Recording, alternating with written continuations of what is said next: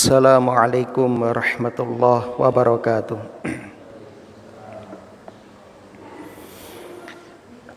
Innal hamdalillah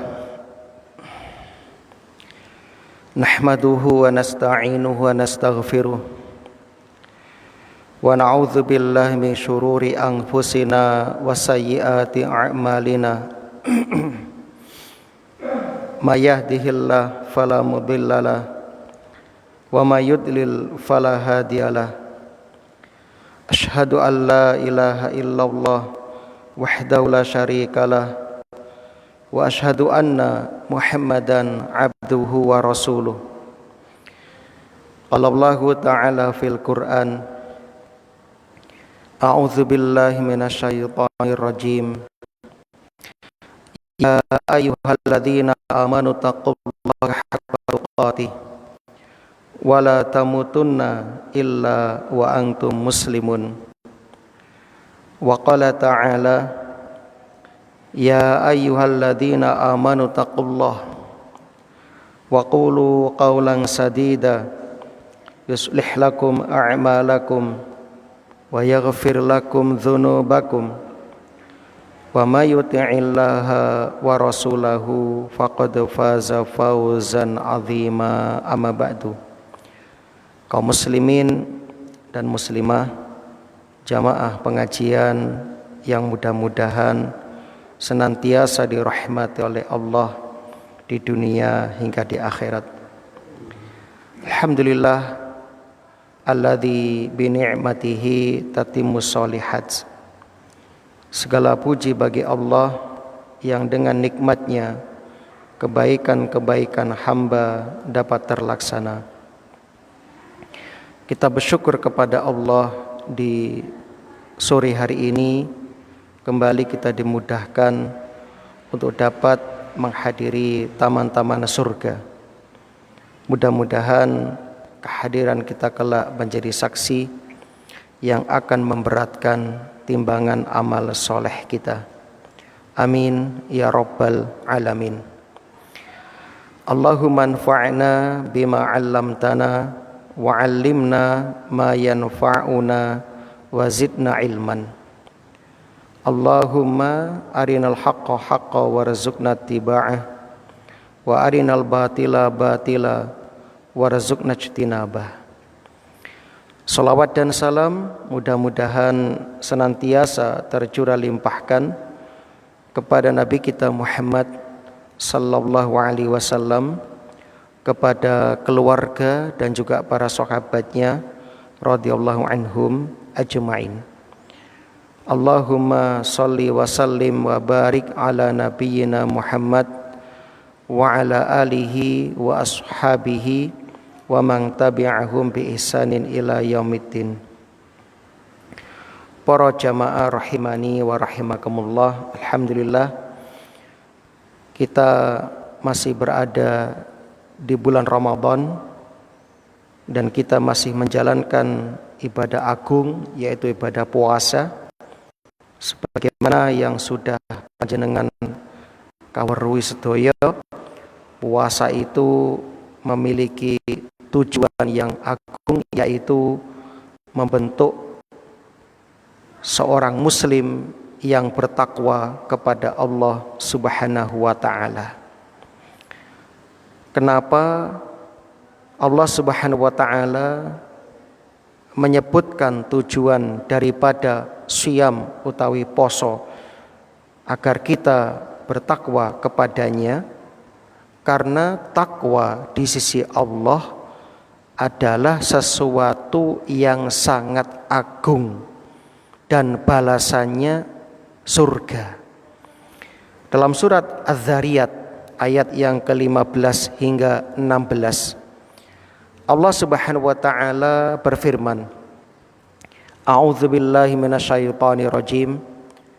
Innal muttaqina fi jannati wa uyun akhidhina ma atahum rabbuhum innahum kanu qabla dzalika muhsinin. Sesungguhnya orang yang bertakwa berada di dalam surga dan mata air yang mengalir. Mereka mengambil apa yang Allah berikan kepada mereka berupa kenikmatan tersebut. Disebabkan dulu waktu di dunia mereka menjadi orang-orang yang berbuat ihsan, yang berbuat baik. Subhanallah, orang yang bertakwa dia akan masuk ke dalam surga Allah. Bersama siapa? Bersama orang-orang yang juga bertakwa. Dalam surah An-Nahl ayat 128 Allah berfirman, innallaha ma'alladzina taqaw walladzina hum muhsinun. Sesungguhnya Allah bersama orang-orang yang bertakwa dan orang-orang yang berbuat ihsan. Jadi Allah menjanjikan orang yang bertakwa itu akan masuk ke dalam surganya. Mudah-mudahan Allah Subhanahu wa taala menjadikan kita termasuk di antara calon-calon penghuni surga. Amin ya rabbal alamin. Allahumma inna nas'alukal jannata wa ma qarraba ilaiha min qaulin au amalin. Ya Allah, sesungguhnya kami meminta kepadamu surga dan seluruh amalan-amalan yang dapat mendekatkan kami ke dalam surga. Wa na'udzubika minan nar wa ma qarraba ilaiha min qaulin au amalin. Dan kami berlindung kepadamu dari neraka dan semua perbuatan-perbuatan yang bisa mengantarkan ke dalam neraka.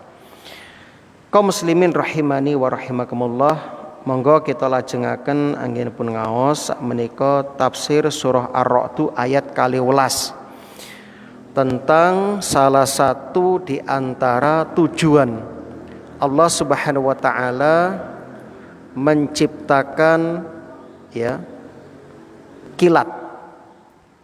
Allah menciptakan kilat, menciptakan guntur, menciptakan petir. Itu apa tujuannya? Nah, kita lihat, a'udzubillahi minasyaitonirrajim. Huwallazi yurikumul barqa. Dialah Allah yang memperlihatkan al-barqa, kilat, yakni kilat yang muncul di langit karena benturan awan. Khaufan, untuk menimbulkan ketakutan. Wa tama'an, dan untuk harapan.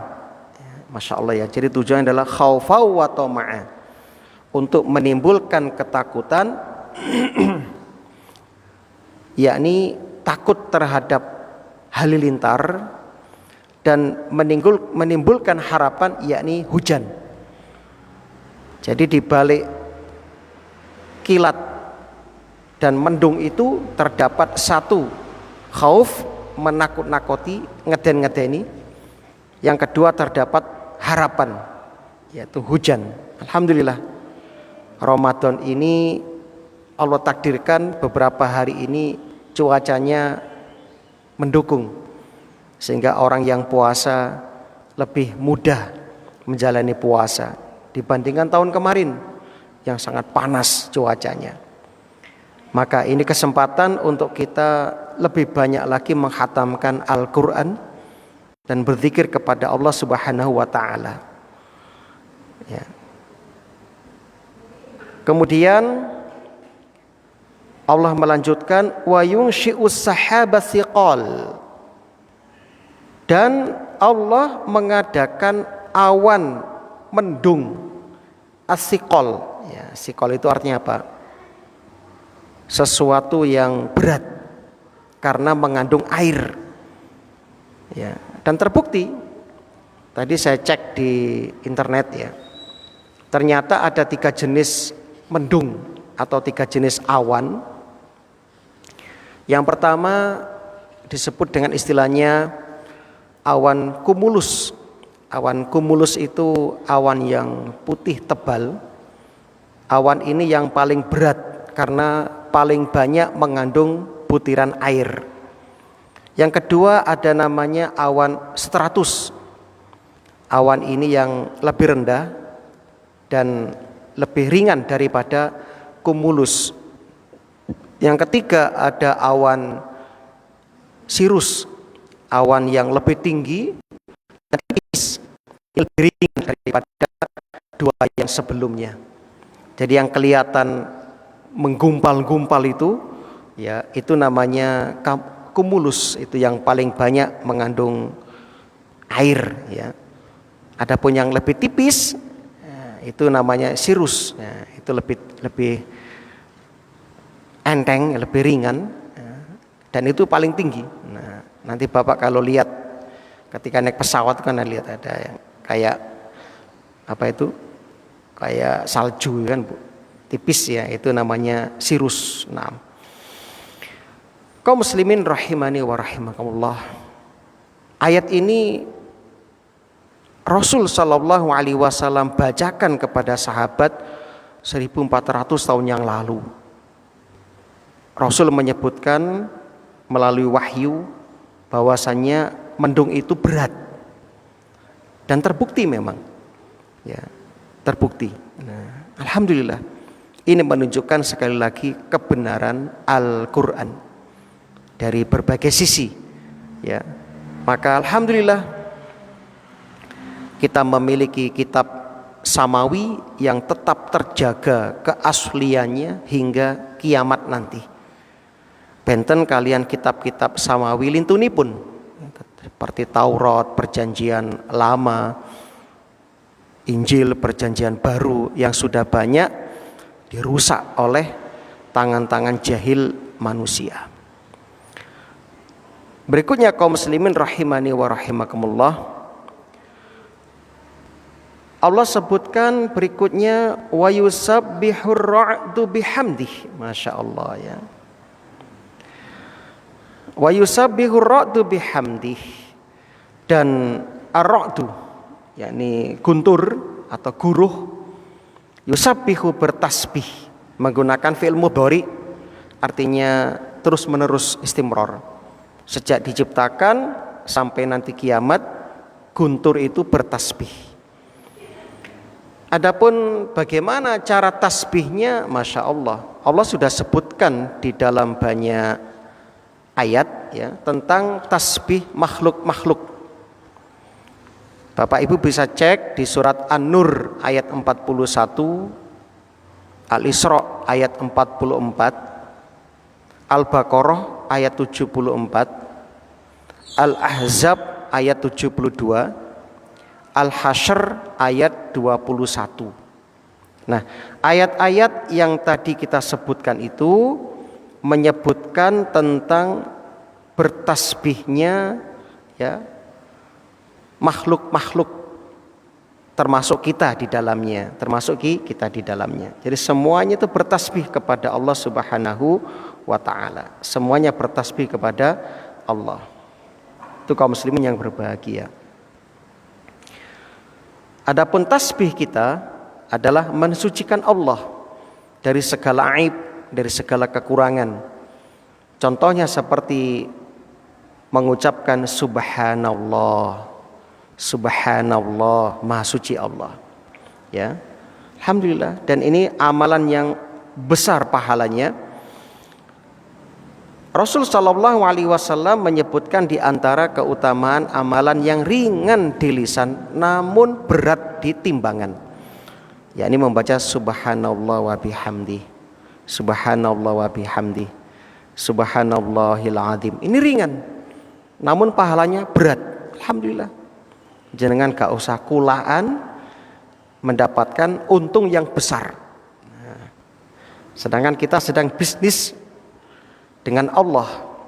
Allah itu punya barang dagangan jamaah. Rasul menyebutkan ya barang dagangan Allah itu mahal, yaitu surga. Nah, barang dagangan Allah adalah surga. Maka kita supaya meraih surga, seperti kita puasa saat ini, harapannya kita mendapatkan ya sil'ah, barang dagangan Allah yang mahal itu. Allah sudah sebutkan harga-harganya. Di antaranya dengan beramal soleh, banyak membaca tasbih, membaca Al-Quran, Masya Allah. Nah, kita bacakan surat An-Nur ayat 41 misalnya. A'udzubillahi minasyaitonirrajim. Alam taro annallaha yusabbihu lahu man fis samawati wal ardi. Tidakkah kamu tahu bahwasanya Allah Subhanahu wa taala kepadanya lah bertasbih apa yang di langit dan di bumi. Wat-tairu saffat, dan juga burung yang terbang dengan mengembangkan sayapnya, itu juga bertasbih kepada Allah. Kullun qad alima sholatahu wa tasbihahu, masing-masing telah mengetahui cara ibadah dan tasbihnya. Wallahu alimum bima yaf'alun, dan Allah Maha mengetahui apa yang mereka kerjakan. Jadi semua makhluk termasuk kewan-kewan itu mensucikan Allah dari sifat-sifat kekurangan. Ya. Jadi semuanya bertasbih. Man itu umum, termasuk di dalamnya malaikat, manusia, para jin, matahari, bulan, bintang, gunung, pohon-pohon, lautan, ya. Semua yang ada di dalam langit dan bumi bertasbih kepada Allah Subhanahu wa taala, termasuk jamad. Jamad itu apa? Benda-benda mati. Ya, batu, ya, kursi, ini termasuk semuanya mensucikan Allah. Hal ini dari mana kita tahu kalau jamad atau benda mati itu bertasbih? Dalilnya surat An-Nur tadi yang kita bacakan, yaitu man fis samawati wal ardi, dan juga surat yang lain Al-Isra ayat 44, ya. Tusabbihu lahus samawati sab'u wal ardu wa man fihin. Langit yang 7, bumi dan semua yang ada di dalamnya bertasbih kepada Allah. Wa in min syai'in illa yusabbihu bihamdih. Tidak ada sesuatu pun melainkan bertasbih dan memuji Allah. Walakin la tafqahuna tasbihahum. Tetapi kamu sekalian tidak tahu cara tasbih mereka. Jadi hanya Allah yang ngerti tasbihnya makhluk-makhluk dan benda-benda mati itu. Innahu kana haliman ghafura. Sesungguhnya Allah Maha Penyantun lagi Maha Pengampun. Masya Allah. Ibnu Katsir ketika menafsirkan surat An-Nur tadi ayat yang ke-41 berkata, yukhbiru ta'ala, Allah mengabarkan, menginformasikan annahu bahwasanya yusabbihu man fis samawati wal ardi. Semua bertasbih kepada Allah.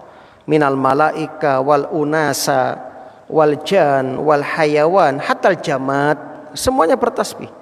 Malaikat, manusia, jin, binatang, benda mati, semua bertasbih kepada Allah. Nah, Masya Allah ya. Nah, itu kaum muslimin yang berbahagia. Dan sekali lagi, tasbihnya benda-benda mati hanya Allah yang tahu. Bahkan hadis-hadis juga menunjukkan Nabi pernah diperdengarkan tasbihnya makanan. Nabi pernah diperdengarkan tasbihnya batu-batu di kota Madinah. Ya. Bahkan batang kurma yang dulu sebelum Nabi dibuatkan mimbar, digunakan khutbah, ceramah, ketika sudah dibuatkan mimbar itu ditinggalkan oleh Nabi. Itu nangis batangnya itu. Dan Nabi diperdengarkan itu tangisan dari pokok batang kurma tadi itu. Masya Allah. Itu kaum muslimin yang berbahagia. Termasuk dalam surat Al-Baqarah ayat 74 ya, ketika Allah menyebutkan tentang batu yang jatuh dari angkasa, meluncur, itu disebabkan apa? Disebabkan min khosyatillah, karena takut wedi marang Gusti Allah. Ya, disebutkan di situ surat Al-Baqarah ayat 74. Juga dalam surat Al-Ahzab ayat 72, Inna aradnal amanata 'alas samawati wal ardi wal jibal. Sesungguhnya kami telah kami tawarkan kepada langit, kepada bumi, gunung-gunung amanat ya syariat ini. Fa abaina, lalu semuanya enggak mau, nolak, enggan. Ayyahmilnaha, untuk memikul amanat tersebut, yakni amanat taklif pembebanan syariat. Wa asfaqna minha wa hamalahal insan. Kenapa langit, bumi, gunung tidak mau menerima amanat syariat ini? Karena takut berkhianat. Dan mereka tahu akibat tidak amanat itu berat. Tetapi wa hamalahal insan, menungso sing gelem nanggung amanat kuwi. Akhirnya apa? Innahu kana zaluman jahula. Sesungguhnya manusia itu zaluman, amat zalim, jahula, dan amat bodoh.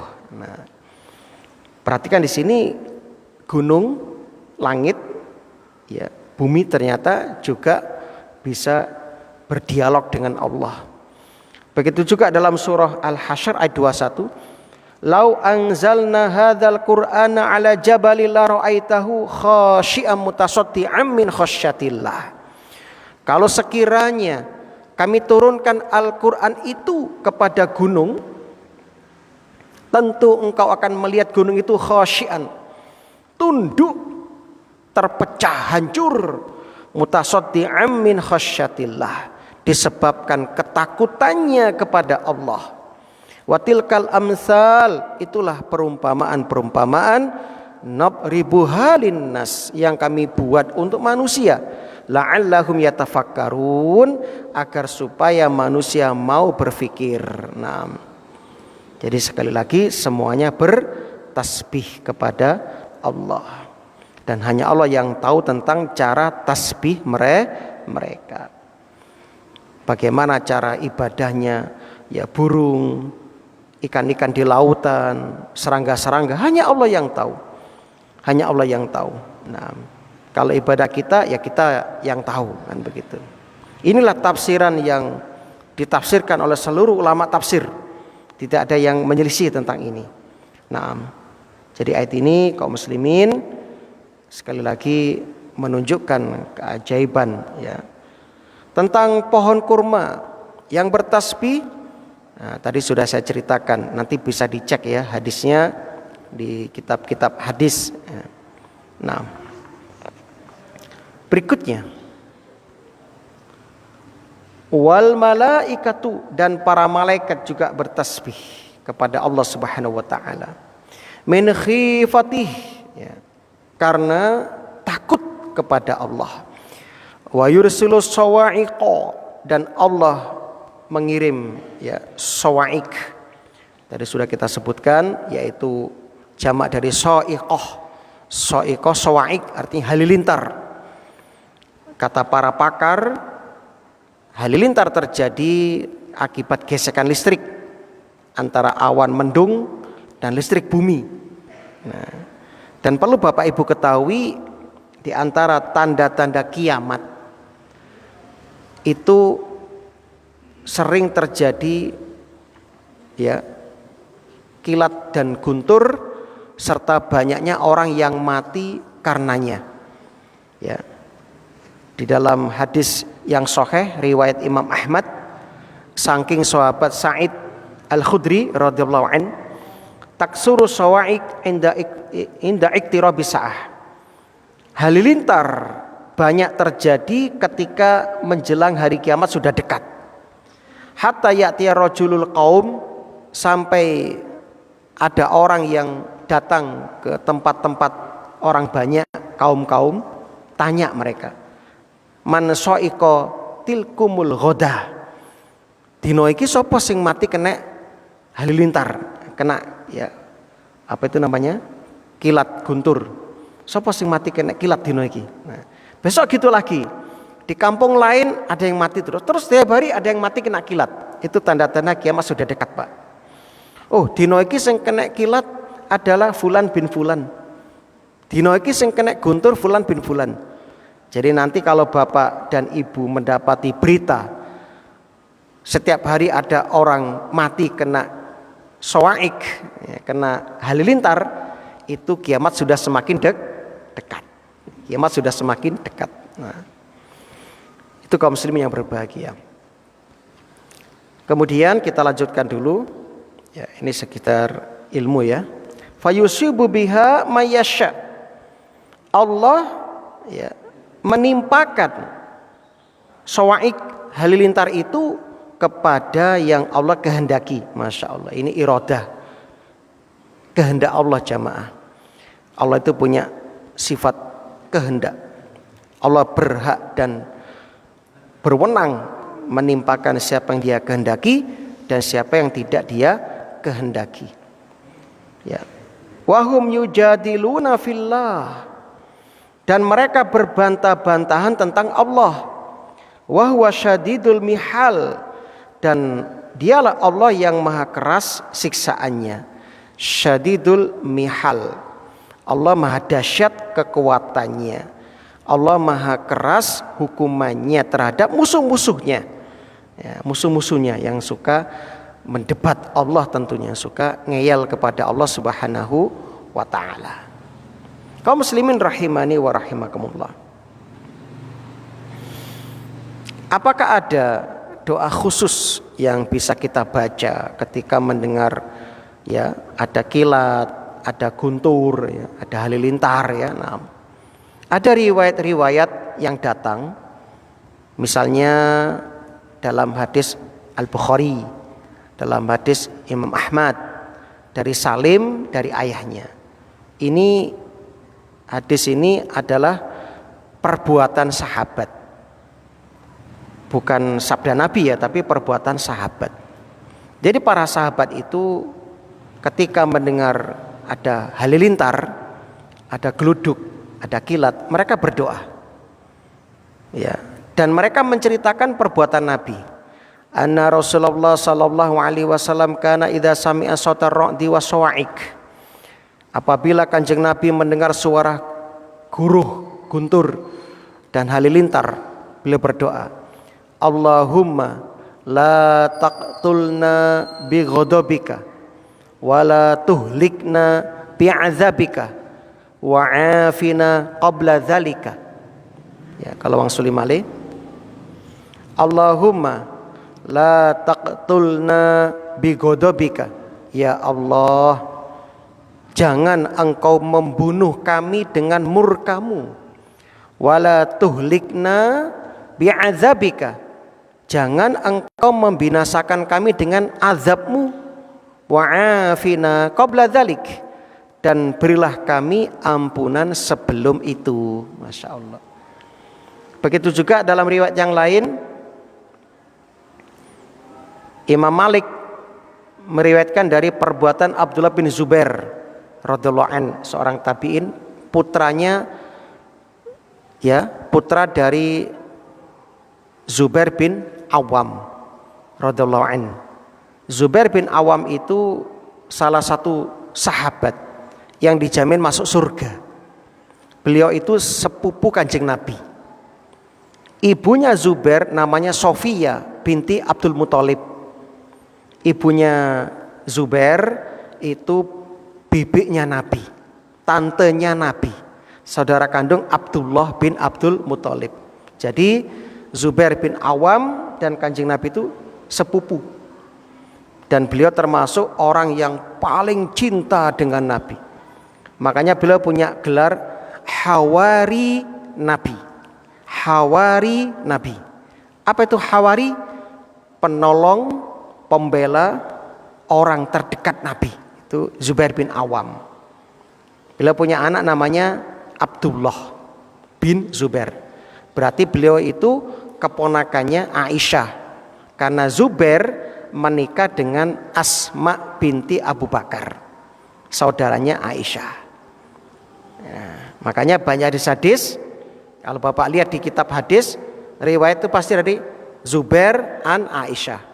Zubair dari bibinya Aisyah, kan begitu, dari Aisyah. Karena Zubair bebas keluar masuk rumah Aisyah. Jadi belajar sama bibinya tuh sangat lama Zubair. Ya, jadi datang ada masalah datang, B, aku tekok B, iki apa hadis B, enak ya, karena keponakan mau masuk gak ada masalah. Kalau sahabat yang lain sungkan, mau menemui Aisyah gak bebas. Ya, ada waktu-waktu khusus. Kalau Zubair bebas, mau masuk ya, bebas. Itu sekilas tentang Zubair. Kalau Bapak tahu riwayatnya, Masya Allah, Zubair itu satu orang bisa melawan 1000 orang. Itu Zubair, saking kuatnya. Memang sejak kecil Sofia itu kan rondo, Pak. Sofia itu janda.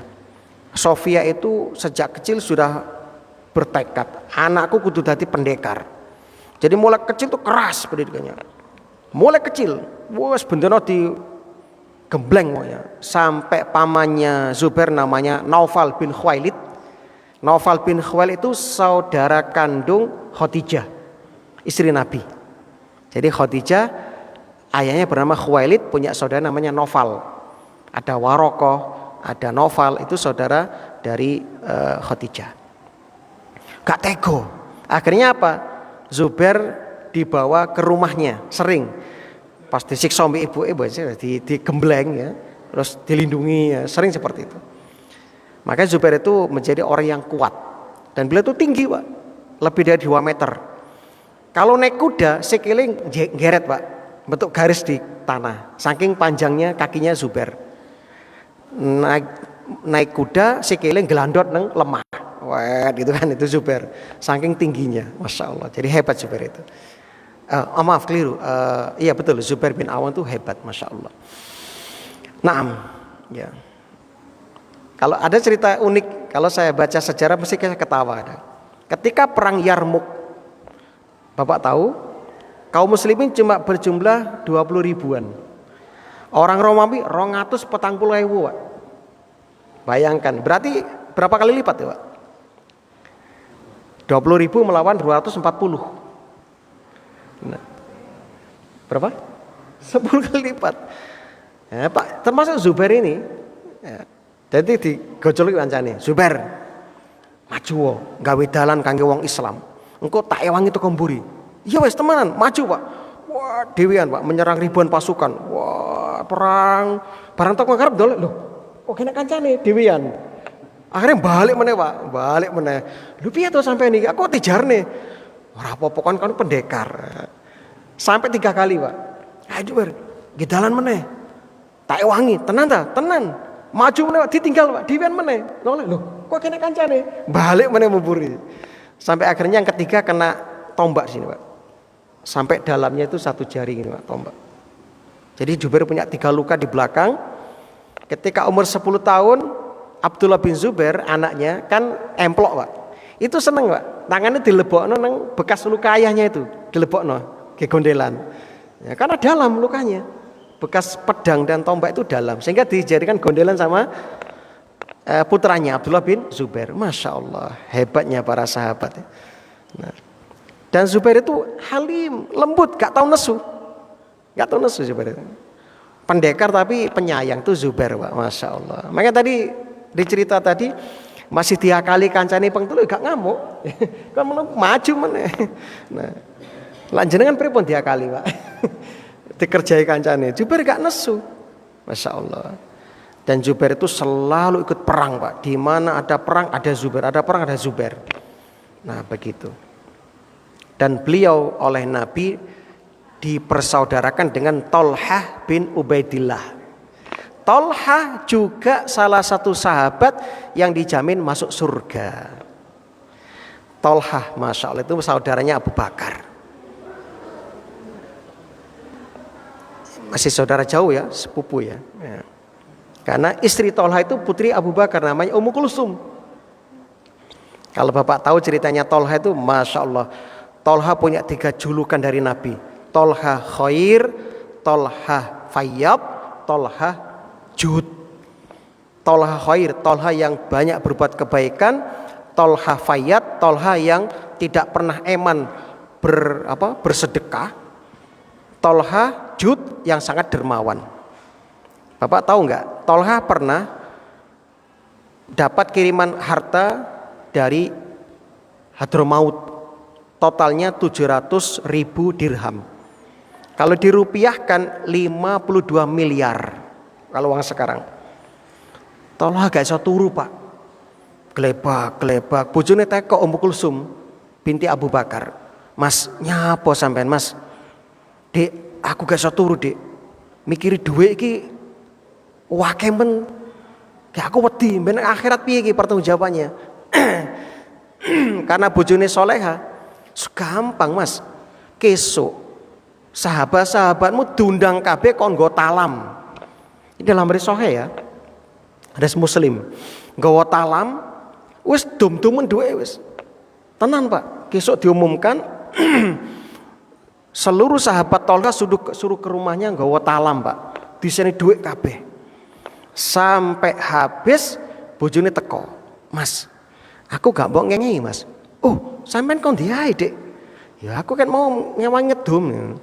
Ya wis kita kesak kantong. Berapa? 1.000 dirham. Dari 700.000 bojone gur dikei berapa? 1.000 dirham.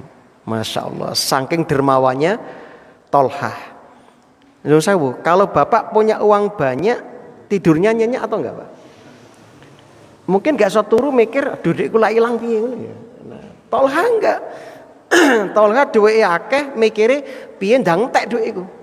Nah, pernah suatu hari Tolhah didatangi oleh orang Arab. Dia minta uang sama Tolhah. Tolhah, aku njaluk duit. Ya wes, aku duwe duit 400.000 dirham PN. Dikasihkan Pak. Saya hitung kemarin 400 itu sekitar 32 miliar. Itu dikasihkan itu. Kalau orang sekarang Masya Allah. Tolhah tiap tahun sedekahnya kepada Aisyah itu 300.000 dirham. Tinggal mengalihkan. Itu berapa miliar itu. Lalu oleh Aisyah dibagi-bagikan. Nah, jadi dua saudara kandung unik cara bersedekah. Aisyah sama Asma binti Abu Bakar. Aisyah itu Pak, kalau sedekah nunggu ditumpuk sih. Itu Aisyah. Jadi sahabat ngirim uang ditumpuk, dibiarkan setelah banyak baru dibagi-bagikan. Itu Aisyah. Kalau Asma binti Abu Bakar, istrinya Zubair, setiap hari dibagikan, nggak sampai nunggu. Ada uang sedekahkan, ada uang sedekahkan. Itu gayanya Asma binti Abu Bakar. Kalau Aisyah binti Abu Bakar, gayanya dikumpulkan dulu. Setelah banyak baru dibagikan. Masya Allah. Dua saudari kandung sama-sama calon penghuni surga, podo-podo pateng sodako. Nah, ibu mau ikut cara yang mana silahkan. Mau ikut gayanya Aisyah, monggo dicelengi dhisik, engko akhir bulan dibagi-bagikan.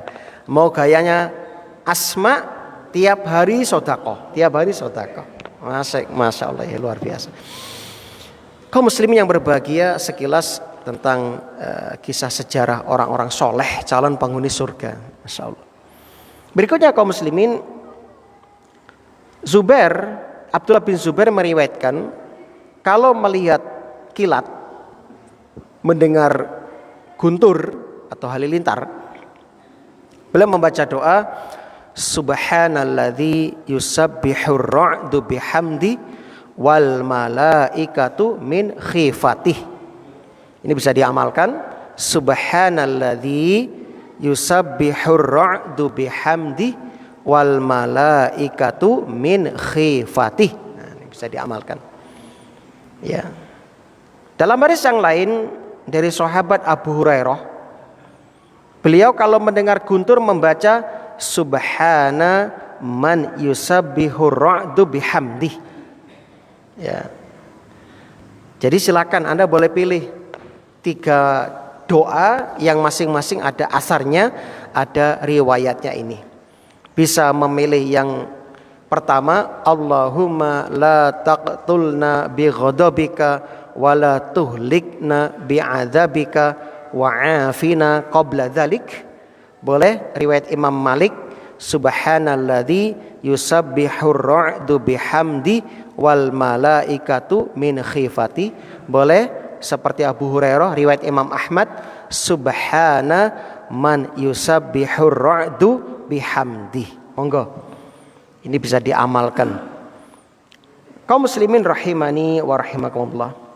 Dalam riwayat Anas bin Malik, Nabi bersabda, la ta'khudus sa'iqah dzakirallah azza wa jalla. Halilintar tidak menyambar orang yang berzikir kepada Allah.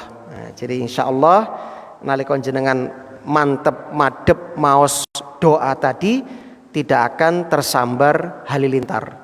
Nah, diamalkan ya, nanti diamalkan. Naam. Kaum muslimin rahimani wa rahimakumullah. Nah,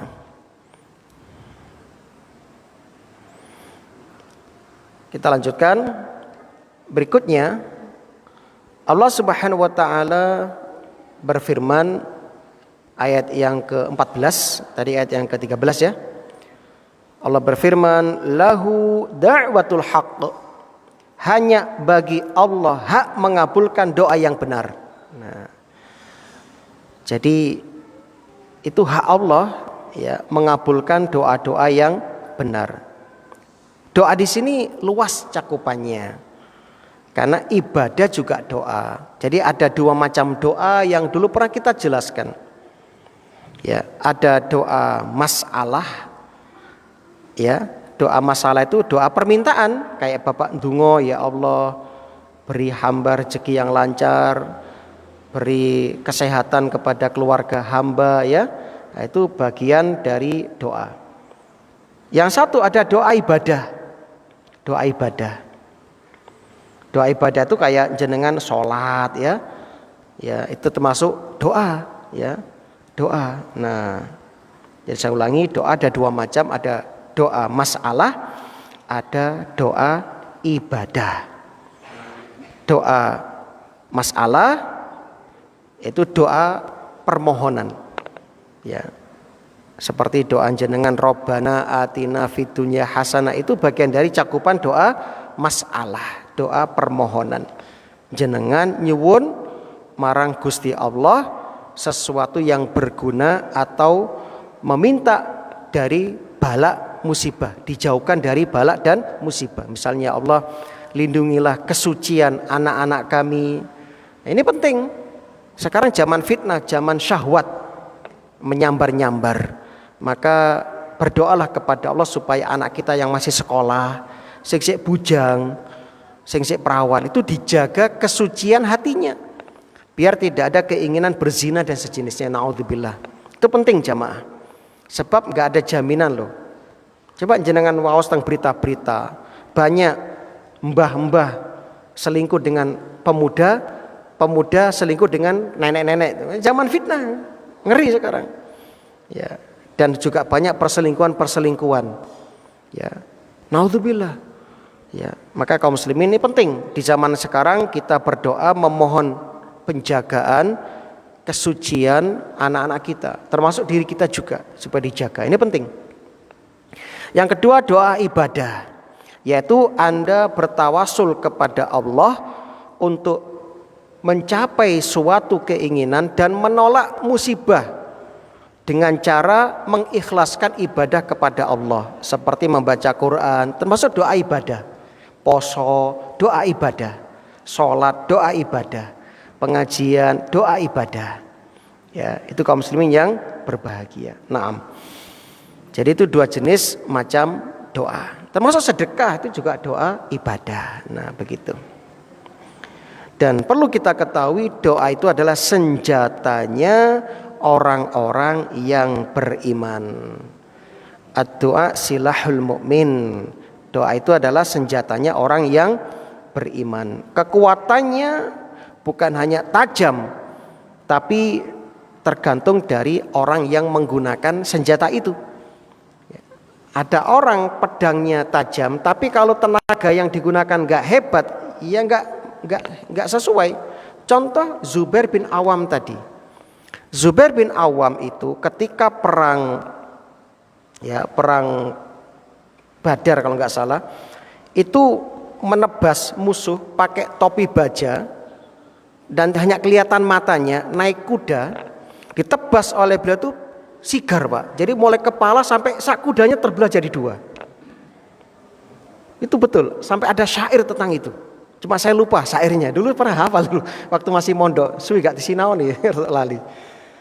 Sampai sahabat bersyair tentang kehebatan Zubair. Lalu dikatakan kepada mereka, "Ya Zubair, alangkah tajamnya pedangmu itu." Apa kata Zubair? "Bukan pedangku yang tajam, tapi tanganku yang kuat, tanganku yang ruso," kata Zubair. Bayangkan Pak, pakai topi besi ya, ditebas kepalanya, sigar Pak, sampai sak jarane di loro Pak. Apa enggak hebat ini? Maka tadi saya katakan Zubair itu dideni mbek wong kafir. Bisa mengalahkan orang begitu banyak yang maklum karena memang kuat. Bagaimana tidak? Ibunya sangat kejam ketika mendidik kan begitu. Nah, Masya Allah ya. Nah, jadi kalau sejak kecil sudah seperti itu, Masya Allah, Insya Allah juga luar biasa. Tergantung ibunya memang. Makanya dikatakan madrasatul ula. Ibu itu sekolah pertama bagi anak-anaknya. Maka Zubair tumbuh seperti itu, nggak heran karena sejak kecil memang ibunya bernazar, anakku kudu dadi pendekar. Dadi pendekar tenan, Pak. Masya Allah. Nah, maka jangan heran kalau ada anak kecil sejak kecil dilatih jadi penyanyi, dewasa jadi penyanyi, ada seperti itu. Ya. Kata salah seorang tokoh ya kemerdekaan, Kiai Haji Agus Salim rahimahullah, beliau mengatakan kuda belajar meringkik dari induknya, kan begitu kata beliau ya, Masya Allah. Dan monggo ibu-ibu akhir zaman sekarang supaya berusaha untuk mendidik anak-anaknya di zaman pembulian seperti ini, zaman bebas kayak gini, zaman dekadensi karakter atau moral ya, yang kita lihat sekarang itu anak-anak sekarang tuh kurang menghargai gurunya. Ya. Ini penting orang tua membekali dari rumah agar anak punya karakter yang luhur. Ya, Masya Allah, ini penting sekali jamaah yang berbahagia. Naam. Jadi doa itu betul, dia itu senjata. Ad-doa silahul mu'min. Tapi tergantung yang menggunakan senjata. Ya, makanya supaya nanti senjatanya tajam dan ketika digunakan betul-betul ya mantap, maka kita harus melatih diri kita untuk menggunakan senjata itu. Artinya apa? Kita harus ketika berdoa betul-betul ikhlas, menghadirkan hati. Jangan sampai doa sama Allah hatinya kemana-mana, gak fokus. Apalagi doa gak paham yang diminta ya. Menghafal doa misalnya Allahumma Rabbana la tuzigh qulubana ba'da idh hadaitana, tapi nggak ngerti artinya, ini kan berarti nggak fokus. Nah, tapi kalau kita tahu makna kandungan doa, kita lebih mantap ketika berdoa. Ya, makanya kalau nggak hafal yang bahasa Arab jangan dipaksakan. Bapak Ibu bisa menggunakan bahasa masing-masing ketika berdoa kepada Allah. Ya. Nah, begitu kaum muslim yang berbahagia. Makanya kalau senjatanya itu bagus, tidak ada cacat. Tapi kalau lengan penggunanya itu cacat, ya sama saja. Ya, sama saja. Gak akan mampu menaklukkan musuh. Nah, makanya ketika Anda mau berdoa, syarat-syarat doa itu harus dipenuhi. Di antaranya apa? Makanannya harus halal. Ya. Kemudian diawali dengan istighfar, sholawat, menyebut Ismul A'zam, nama Allah yang agung, seperti menyebut Allahumma inni as'aluka bi anni asyhadu annaka antallahu la ilaha illa antal hadus somad alladzi lam yalid wa lam yulad wa lam yakul lahu kufuwan ahad. Itu Ismul A'zam. Kata Nabi, barang siapa berdoa mengawali dengan Ismul A'zam pasti dikabulkan. Yang kedua bisa menyebut yang berikutnya dengan Asmaul Husna. Misalnya ya Rozak urzukni, ya Ghaffar ighfirli, ya Tawab, ya Watub alayya misalnya. Sebut nama-nama Allah itu yang Anda kehendaki, kan begitu. Tapi juga jangan disalahartikan. Nanti disalahartikan ya, supaya nanti ya biar lembut pasangannya nanti mengambil nama Allah dijadikan pengasihan, enggak mesti seperti itu. Diwaca ping 1000 misalnya. Enggak harus seperti itu. Nah, kemudian cari waktu-waktu mustajab. Misalnya sepertiga malam terakhir, ketika turun hujan, antara adzan dan iqamah, ketika sujud, ya semua sujud. Bukan sujud terakhir, semua sujud. Kemudian saat berpuasa mulai ya pagi sampai tenggelam matahari, donga sing akeh. Terutama menjelang berbuka ya, itu Masya Allah. Itu waktu-waktu mustajab tuh dipilih. Setelah sedekah, setelah berbuat baik kepada orang tua ya. Masih ingat kan? Hadis 3 orang yang terjebak ke dalam goa. Ya, masing-masing bertawasul dengan amal solehnya. Ada yang berdoa dengan kebaktiannya kepada orang tuanya. Ya Allah, saya pernah berbakti sama orang tua, melakukan amal begini. Dengan penuh keikhlasan, maka kabulkan doa saya, dikabulkan ya. Yang satu berdoa, ya Allah saya pernah jatuh cinta kepada ya sepupu saya yang cantik jelita sampai ada kesempatan untuk berzina, tapi saya meninggalkannya karena Allah, karena Engkau ya Allah, kabulkan, dikabulkan. Itu kan amal-amal soleh. Mungkin Anda kepepet ya butuh doa. Ingat, amal apa yang Anda ingat itu amal soleh yang ikhlas. Misalnya, ya Allah saya pernah mijeti ibu saya misalnya, mulai isya sampai subuh misalnya. Nah, bisa itu jadikan senjata untuk dikabulkannya doa. Ya, Masya Allah. Misalnya, ya Allah saya pernah ngawangi masak buka bersama nang Norman sampai keringetan dan sebagainya. Misalnya. Itu bisa. Ya Allah saya kepingin ini kabulkan ya Allah, bisa. Nah, dan juga berdoa di tempat-tempat yang spesial seperti di Raudhah misalnya, di Masjidil Nabawi. Bisa juga titip ya, kalau ada saudara umroh atau haji titip ya misalnya, gak apa-apa. Tapi ojo akeh nemen gitu. Saya pernah ketika di Madinah ada orang Sumatera duduk di saya, ya, mengeluarkan catatan, dibuka seret, dungo, akeh, wes dideke, cukup meneh, seret. Loh, saya tanya, Pak dari mana? Dari Sumatera. Itu apa Pak? Titipan dari teman-teman katanya. Masya Allah. Ya aja akake nemen lah seakan. Masuk gak sempat dungo dewe borongan. Nah seperti itu. Pernah juga orang Malang itu kan, orang Malang dititipi doa. Saya ketawa waktu itu. Ada tetangganya titip doa. Dia gak tahu tutup amplop ya. Juga ada uangnya juga dibuka. Seret apa doanya? Ya Allah ya. Ya saya pengen mobil warnanya ini, keluaran tahun sekian, sudah power steering, sudah ya ojo ngono lah. Nah, itu kenyataan ini. Emang seperti itu. Nah, sampai detail disebutkan, Masya Allah. Nah, ya tapi ya saatnya sing dititipi lah. Nah, seperti itu. Jadi memang seperti itu. Ya, silakan. Itu waktu-waktu mustahab di tanah suci itu banyak berdoa, Masya Allah. Dan saya berpesan kalau orang tua masih hidup, monggo itu kesempatan untuk Anda datang kepada mereka berbuat baik, sebab doa orang tua itu mustajab, tembus ya, Masya Allah. Dimanfaatkannya masih hidup orang tuanya.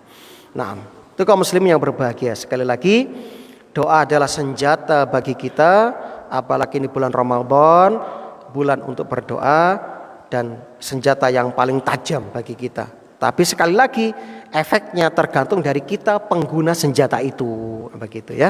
Nah, maka kalau ini senjatanya mustajab ya harus memenuhi syarat-syarat ya doa tadi kan begitu. Nah, itulah rahasianya kenapa Allah menyebutkan ayat tentang doa di sela-sela Ramadan, di sela-sela kewajiban Ramadan. Di ayat 186 surat Al-Baqarah, wa idza sa'alaka ibadi anni fa inni qarib.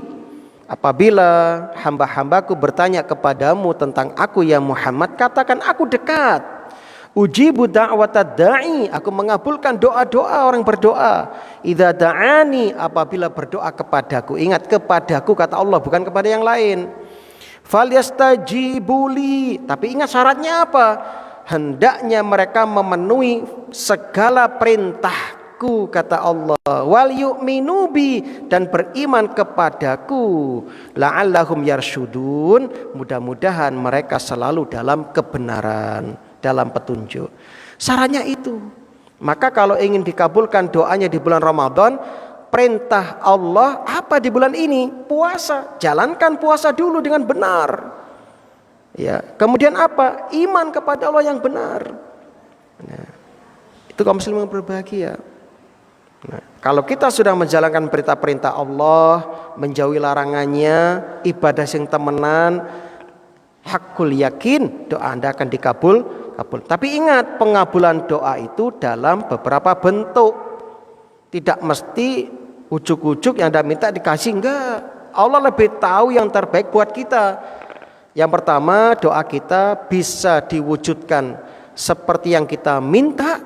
Yang kedua, bisa juga dalam bentuk keselamatan dari musibah yang setimpal dengan doa kita. Yang ketiga, dijadikan simpanan pahala di hari akhirat. Mungkin Bapak sudah berdoa bertahun-tahun, dan syaratnya jangan putus asa. Jangan tergesa-gesa. Apa contoh tergesa-gesa dalam berdoa? Misalnya tiba-tiba dia nyeletuk, ya Allah, aku wis ndonga bolak-balik kok gurung dikabulke. Nah, ini namanya tergesa-gesa, kesusu. Ya, enggak boleh, boten pareng, maka enggak akan dikabulkan itu. Ya, yang penting sabar terus ndonga, minta yang terbaik sama Allah, minta terus. Kata Rasul, ad-du'a wal ibadah. Doa itu adalah ibadah. Dan Allah menyebutkan dalam surat Al-Hijr ayat 99, ya, wa'bud rabbaka hatta ya'tiyakal yakin. Sembahlah Tuhanmu, beribadahlah kepada Tuhanmu sampai mati. Berarti ndonga sampai kapan?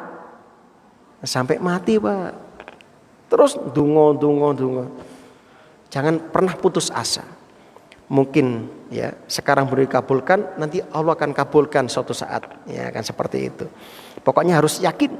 Kalau tidak dalam bentuk yang kedua tadi, Allah berikan dalam bentuk pahala. Jadi ibaratnya jenengan dungo bertahun-tahun gak diijabahi, rumang saya ini jenengan ya. Itu seperti menyiram sebuah pohon sehingga setiap hari disiram, akhirnya apa? Tuh besar dan rindang, banyak buahnya. Panennya kapan? Nanti. Disebut dalam hadis, ketika disidang oleh Allah, dia rumangsa gak duwe akeh pahala. Akhirnya apa? Allah datangkan pahala yang begitu besar. Dia bertanya, ya Allah, ini dari mana ya Allah?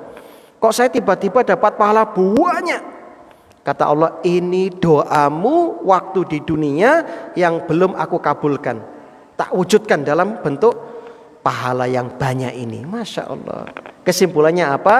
Tidak ada kata rugi dalam berdoa. Mesti untung. Sebab doa kita mesti dikabulkan. Maka yang harus mengkhawatirkan kita bukan dikabulkan tidaknya doa. Bukan. Kenapa? Sebab itu mesti dikabulkan. Itu janji Allah dan Rasul. Yang mengkhawatirkan kita kalau sampai Allah mencabut dari kita keinginan untuk berdoa. Itu yang musibah. Itu yang musibah.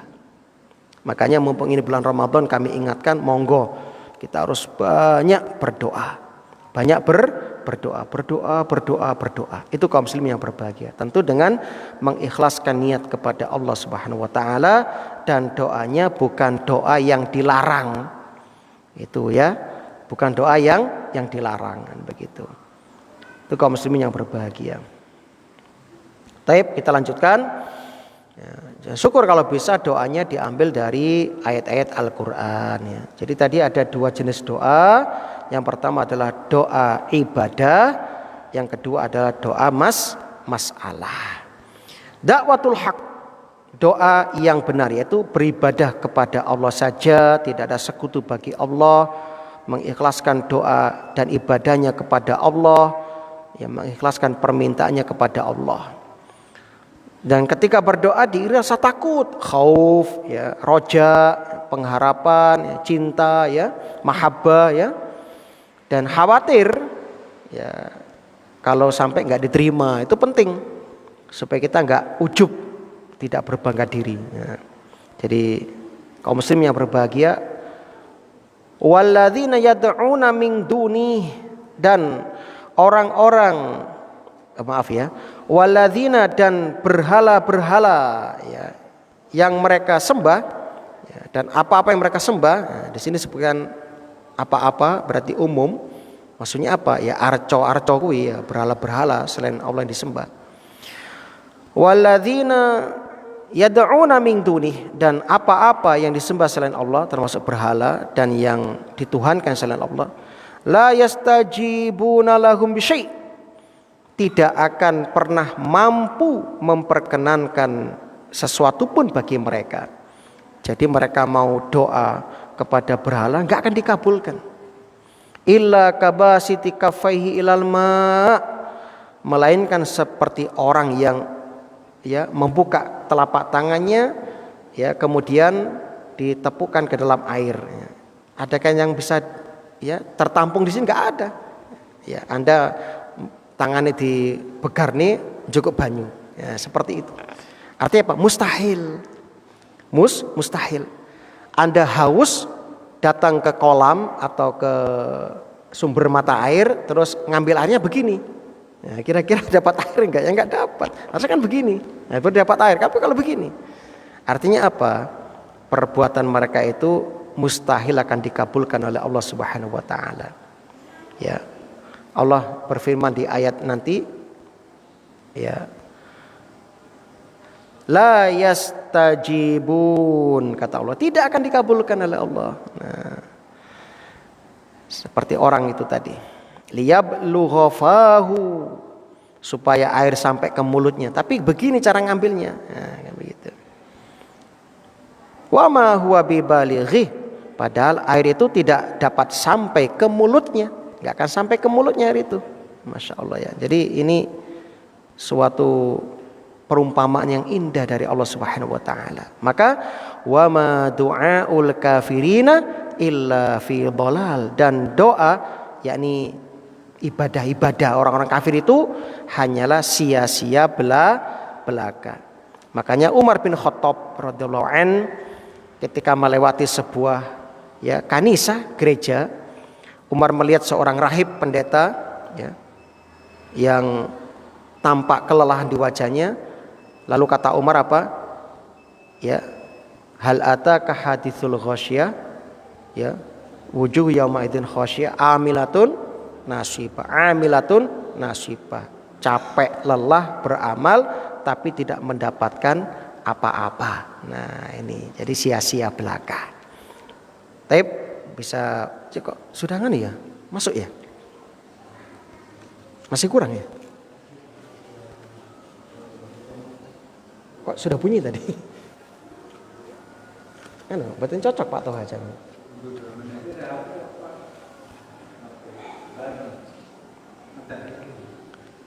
Subhanakallahumma wa bihamdika asyhadu an la ilaha illa anta astaghfiruka wa atubu ilaik. Di sini jam 5.48 di HP saya. Iya di HP. Oh, di sini masih 48 nih. 49 ya. 49 ya. Subhanakallah wa bihamdika asyhadu an la ilaha illa anta. Assalamualaikum warahmatullahi wabarakatuh.